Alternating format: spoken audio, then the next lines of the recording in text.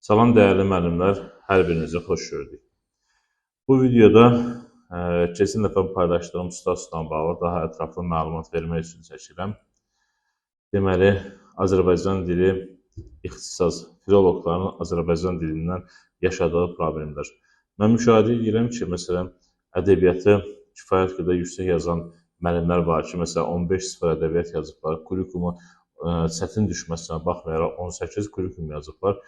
Azərbaycan dili 15-dən yuxarı yazmayan yoldaşlar var və bunun da əsas səbəblərindən biri mətn test tapşırıqları və qrammatikadakı sualların, belə deyim də, işlədikləri sualların tam qəbul formatında olmamasından irəli gəlir.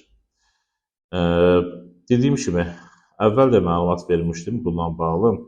Ölkədə mən danışıram sizdən haradasa 7-8 il bundan öncəki bir vaxtda ölkədə Azərbaycan dili ilə bağlı o Andrabadi adlandırılan testlər ki var, onu ortaya çıxardan 2 nəfər müəllim var idisə, biri mən idim və sadəcə müəyyən səbəblərdən dolayı bir neçə ildir ki, kənardan prosesi izləyən müəllimə çevrilmişəm.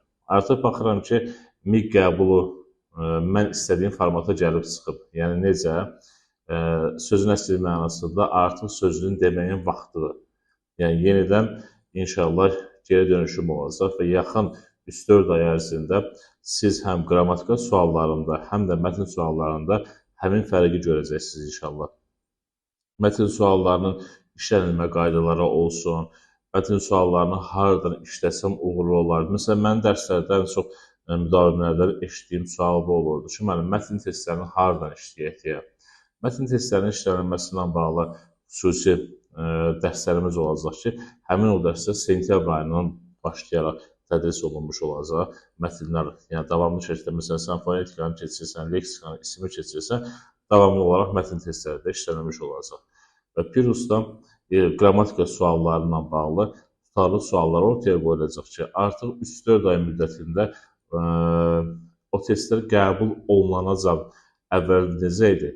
Əvvəl mən sual tərtib edib ortaya çıxardanda mənə tənqid edirdilər ki, ağzına gələni yazır.